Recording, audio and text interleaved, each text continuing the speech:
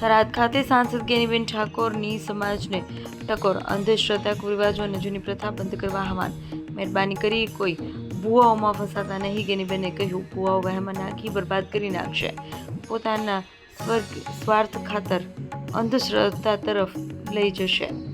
ગેનીબેન દશામાનાની વાતો કરીને ઘરેની દશા બિહારવાની પ્રથા છે એ કોઈ પણ બેન દીકરીએ દશામાના વર્ત હવે કરવાના નહીં।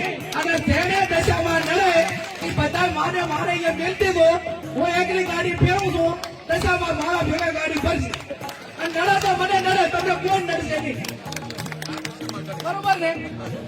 પછી આ ભુવાનું ને એનું જો ને એ કટોળ બારું છે, પણ મહેરબાની કરીને કોઈ ભુવામાં ફસાતા નહીં। તમારું જે કર્મ છે એનું એ છે અગત્યનું છે, જેવું કર્મ કરશો એવું ભોગવશો।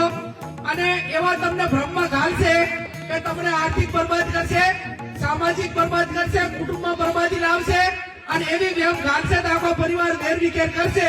એટલે મહેરબાની કરીને કોઈ પણ પ્રકારનું દખ હોય તો ડોક્ટરને બતાવવું, હગાવાલાને બતાવવું, એને વાત કરવાની, કોઈ પણ હકામાં હોય તો વાત કરવાની, 5 જણા મિત્રોને કહેવાનું, પણ ચાહે અંધશ્રદ્ધામાં આવવાનું ને।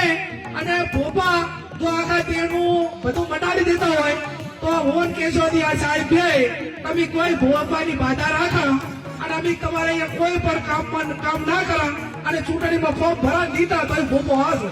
એ આપણે બીજાની આબરૂ થાય એવું આપણે ના કરવું જોઈએ, પણ આપણી આબરૂ પર મોટા ભૂપે હાથ નાખ્યો હોય તો આપણે સમાજે એક થઈ તમે આ બાબતમાં હું એટલું કહું અત્યારે બધા છે કે એક સામાન્ય બહાદીમાંથી કોઈ છોકરી લઈ જાય ને તો આખો સમાજ ભેગો થઈ જાય।